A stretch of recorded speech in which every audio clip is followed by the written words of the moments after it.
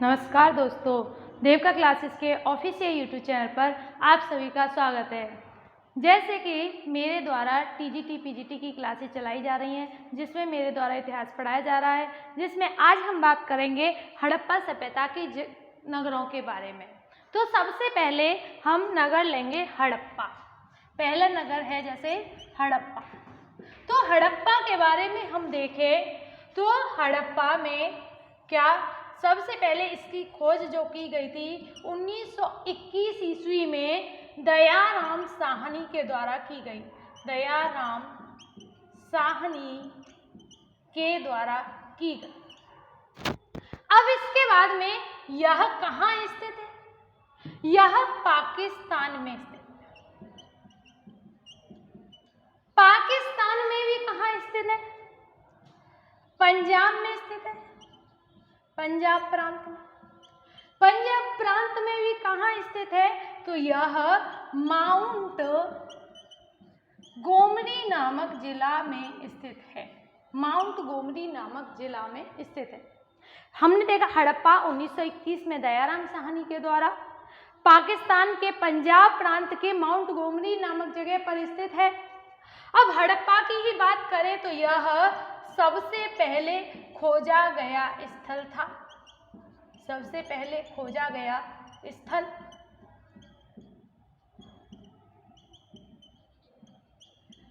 और बात करें हड़प्पा के बारे में तो हड़प्पा जैसे मैंने बताया कि यह 2 भागों में विभाजित थे सभी नगर। इसी तरीके से यह भी विभाजित था। इसके पश्चिमी टीले को, जो पश्चिमी टीला है इसका, उसे क्या कहा जाता है? तो इसके पश्चिमी टीले को कहा जाता है ए बी टीला। ए बी टीला कहा जाता है। इसके बाद में इसके ऊपर एक और हमें टीला मिला है, इसे एफ टीला कहा जाता है। यह एफ टीला और ए बी टीला का नाम किसके द्वारा दिया गया था? यह इसे मार्टिमर व्हीलर के द्वारा दिया गया था। मार्टिमर व्हीलर के द्वारा दिया गया था। अब इसके बाद में हम देखें कि क्या क्या चीजें पाई गई यहाँ से। तो हड़प्पा से हमें कब्रगार मिले हैं। यहाँ से हमें गेहूं व जौ के बिखरे दाने मिले हैं, तो जिससे पता चलता है कि गेहूं और जौ की होगी खेती। इसके बाद में हमें और क्या पता चलता है? अन्नागार।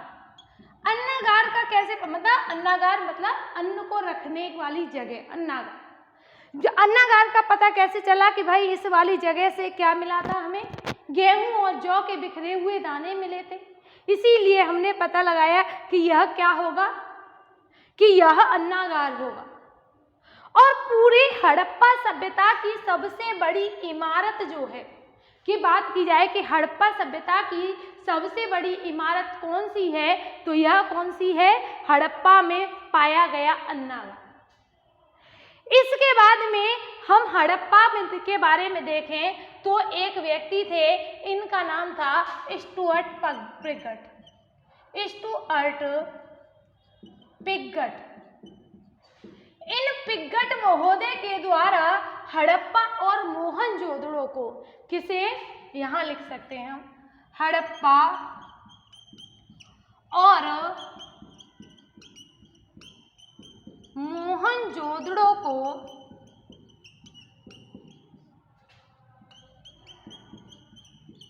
एक ही साम्राज्य की जुड़वा राजधानी कहा गया है। किसके द्वारा? स्टुअर्ट पिगट को हड़प्पा और मोहनजोदड़ो को क्या कहा है उन्होंने? एक ही साम्राज्य की जुड़वा राजधानी कहा है। हमने देखा इसकी खोज 1921 ईस्वी में हुई थी। यह कहाँ पर है? पाकिस्तान के पंजाब प्रांत के माउंट गोमती नामक जिला पर स्थित है। उसके बाद में यहाँ से मैंने बताया कि किसके द्वारा की गई, दयाराम साहनी के द्वारा सबसे पहला खोजा गया स्थल था। इसके पश्चिमी हिस्से को क्या कहा जाता था, ए बी टीला, और इसके पश्चिमी हिस्से के ऊपर एक और टीला पाया गया जिसे एफ टीला कहा गया। उसके बाद में इन नामों को किसके द्वारा दिया गया था, मार्टिमर वियर के द्वारा दिया गया। यहाँ से एच कब्रगार पाया गया है, गेहूं और जौ के साक्ष्य पाए गए हैं, अन्नागार पाया गया है। यह अन्नागार, देखो अन्नागार और जगहों से भी मिलेगा, लेकिन हड़प्पा में स्थित अन्नागार हड़प्पा सभ्यता की सबसे बड़ी इमारत है। सबसे बड़ी इमारत कौन सी है, वह अन्नागार है। और क्या पाया गया है हमें हड़प्पा से, और क्या मिला है, और हमें मिला है तांबे की इक्का गाड़ी। क्या पाई गई है, तांबे की इक्का गाड़ी पाई गई है, इक्का गाड़ी। और क्या पाया गया है यहाँ से, तो यहाँ से सर्वाधिक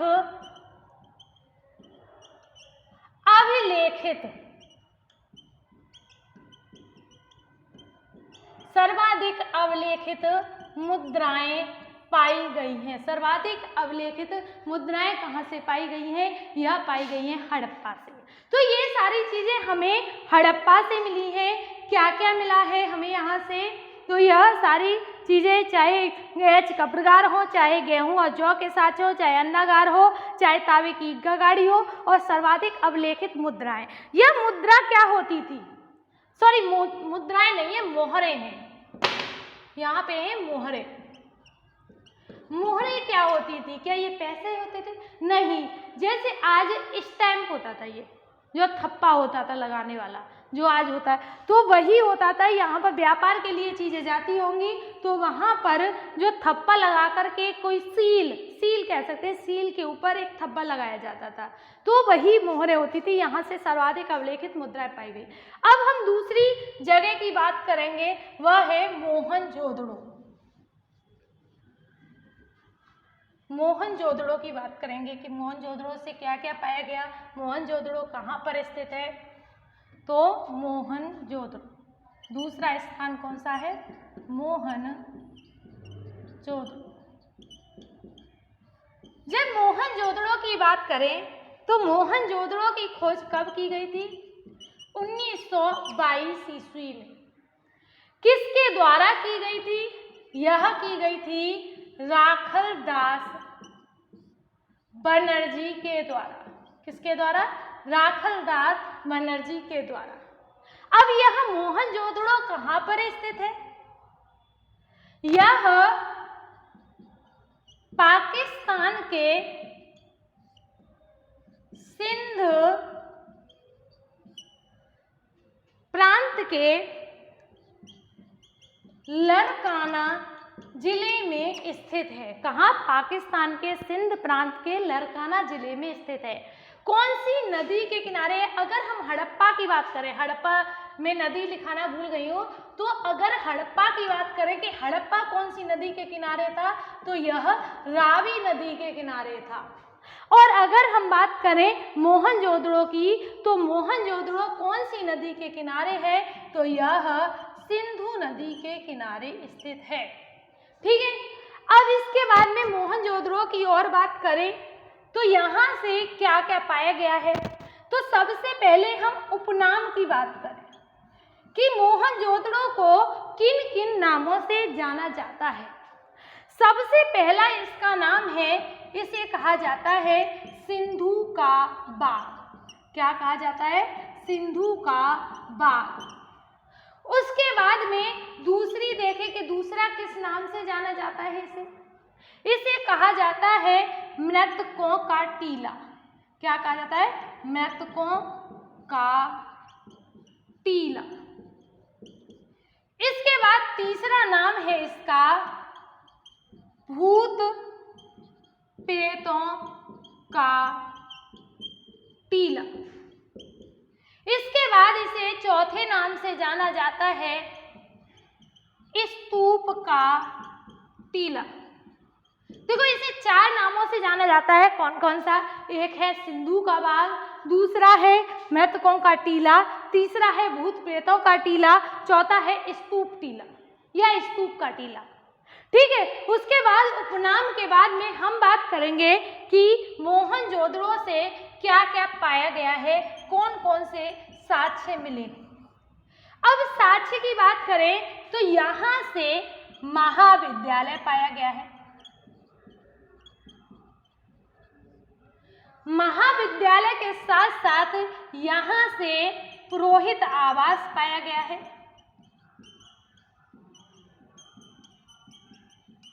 पुरोहित आवास के साथ साथ यहाँ से श्रमिक आवास पाया गया है,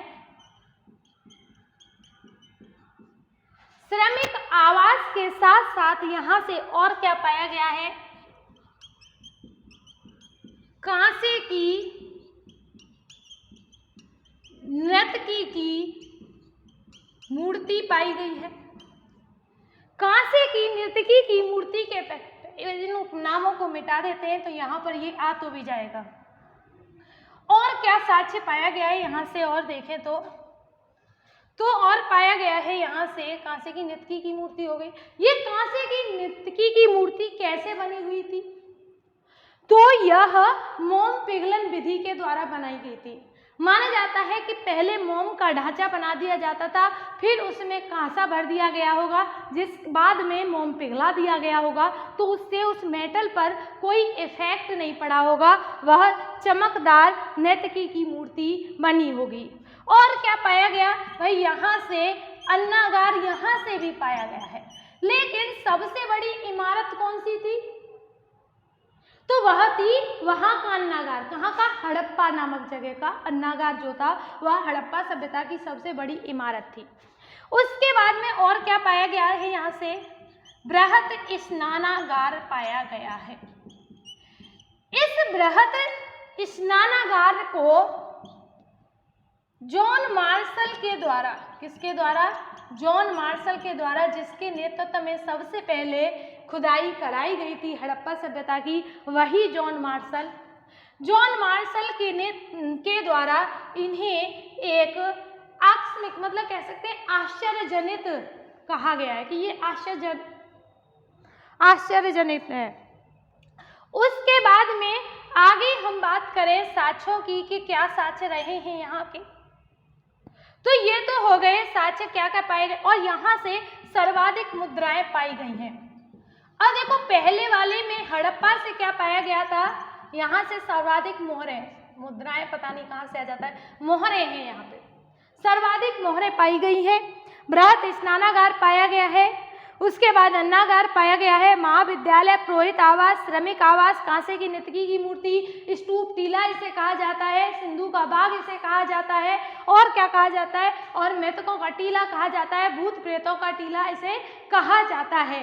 इसके बाद में मोहनजोदड़ो की ही बात करें तो यहाँ पर यह जो मोहनजोदड़ो है यह दूसरे नंबर का, या कह सकते हैं दूसरा सबसे बड़ा शहर कहा जाता है। इसे क्या कहा जाता है, दूसरा सबसे बड़ा नगर। हड़प्पा सभ्यता का दूसरा सबसे बड़ा नगर कौन सा है, तो वह है मोहनजोदड़ो। तो पहला कौन सा था, तो पहला पाकिस्तान में ही गंगेरी वाला है। गंगेरी वाला नामक जगह हड़प्पा सभ्यता का सबसे बड़ा स्थल है। इसके बाद में हमारा मोहनजोदड़ो हुआ। मोहनजोदड़ो के बाद में अब हम बात करेंगे लोथल की, कि लोथल की क्या विशेषताएं रही हैं। तीसरा स्थान है लोथल। लोथल की बात करें तो लोथल कहाँ स्थित है, गुजरात में। गुजरात के बाद में यहाँ पर यह कौन सी नदी के किनारे है, भोगवा नदी के किनारे। गुजरात तो पता ही है भारत में स्थित है, यह भारत में भी कहाँ है, गुजरात में भी कौन सी नदी के किनारे है, भोगवा नदी के किनारे है। अब इसके बाद में लोथल की खोज किसके द्वारा की गई थी, तो यह 1954 ईस्वी में S.N. राव के द्वारा इसकी खोज की गई थी। इसके बाद लोथल की ही बात करें तो यहाँ से क्या क्या पाया गया है, इसे किस किस नाम से जाना जाता है, तो इसे कहा जाता है लघु हड़प्पा, और लघु मोहनजोदड़ो के नाम से इसे जाना जाता है। मोहनजोदड़ो के नाम से किसे जाना जाता है? लोथल को। अब यहाँ से किस किस के साक्ष्य मिले हैं, साक्ष्यों को देख ले पहले एक बार। साक्ष्य किस किस के मिले हैं यहाँ से देखो। सबसे पहले हमें याद रखना है कि यहाँ से क्या मिला है। यहाँ से गोदीवाड़ा के साक्ष्य पाए गए हैं। किसके? गोदीवाड़ा। गोदीवाड़ा से नाव भी कह सकते हैं या जहाज कह सकते हैं। किसके साक्ष्य पाए हैं? गोदीवाड़ा के साक्ष्य। उसके बाद में दूसरा है रंगाई कुंड के साक्ष्य पाए गए। रंगाई कुंड के बाद में किसके साक्ष्य पाए गए हैं? यहाँ पाए गए हैं। और अग्निकुंड के साक्ष्य, अग्निकुंड के साक्ष्य पाए गए हैं। इसके बाद में चौथा है चावल और जौ के साक्ष्य पाए गए हैं। चावल व जौ के साक्ष्य पाए गए। उसके बाद है अगला, चावल और जौ के बाद में कह सकते हैं बाजरे के साक्ष्य यहाँ से पाए गए हैं। बाजरे के बाद में यहाँ से और क्या पाया गया है? यहाँ से मनके बनाने का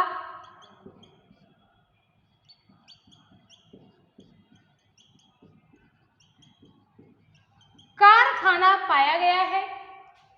उसके बाद में और किसके साक्ष्य पाए गए हैं? यहाँ से मनके बनाने के कारखाने के साथ साथ आटा पीसने की चक्की भी पाई गई है। आटा पीसने की चक्की पाई गई है। और क्या पाया गया है यहाँ से साक्ष्य?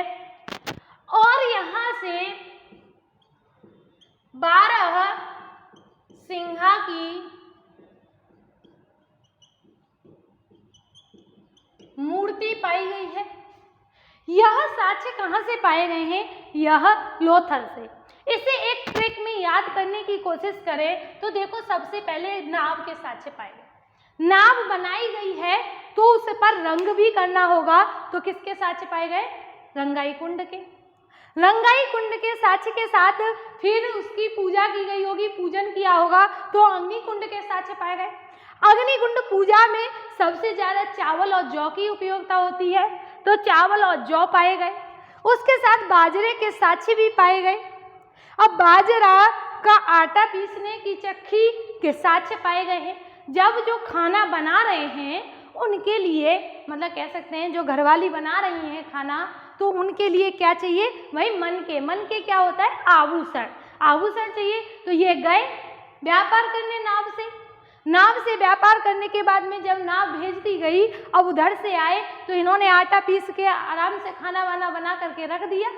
खाना वाना बना करके रख दिया। वहाँ से जो पैसे मिले व्यापार से, तो उससे वो क्या लेकर के आए? मनके, आभूषण। आभूषण बनाने के साक्ष्य पाए गए। तो इससे हमें लोथल से और क्या पाया गया था? तो हमने देखा था कि लोथल की 1-2 विशेषताएं ऐसी थी। कौन कौन सी? पहली विशेषता तो ऐसी थी कि यह 2 भागों में तो विभाजित था, लेकिन यह दोनों एक ही दीवार से दुर्गीकृत थे। ये देखा था ना हमने। तो यहाँ से जब व्यापार के साक्ष्य पाए गए हैं, तो यहाँ से जब इस वाले क्षेत्र में होगा कोई रॉ मटेरियल या कच्चा माल, तो वो कैसे जाएगा? तो इसीलिए यहाँ से दोनों के बीच में कोई दीवार नहीं बनाई गई, एक ही दीवार होगी और यहाँ पर समुद्र का किनारा होगा। यह समुद्र के किनारे था गुजरात में, तो इसीलिए। अब इसके बाद में दूसरी विशेषता क्या थी लोथल की?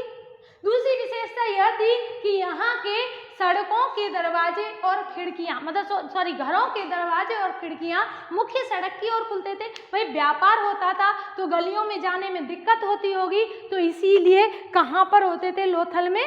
यहाँ से क्या पाया गया? मतलब यहाँ मुख्य सड़क की ओर खुलते थे, खिड़की दरवाजे मुख्य सड़क की ओर खुलते थे। उसके बाद में लोथल में एक और बात देखें तो क्या थी, यहाँ से बेलनाकार मोहरों के साक्ष्य मिले हैं। मोहरों से संबंधित हमारे पास में 3 फैक्ट आ गए। कौन कौन से, कि सबसे ज्यादा मोहरें कहाँ पर मिली हैं, मोहनजोदड़ो में। सबसे ज्यादा अभिलेखित, मतलब उन पर कुछ ना कुछ लिखा हुआ है, ये मोहरें कहाँ से मिली हैं, तो यह मिली थी हड़प्पा से। और तीसरी जो बेलनाकार मोहरें जो मिली हैं वह मिली हैं लोथल से। ठीक है, तो अब लोथल तक ही करते हैं, उसके बाद में दूसरी वीडियो में दूसरे स्थानों को देखेंगे। ठीक है, तो आज के लिए इतना ही, धन्यवाद।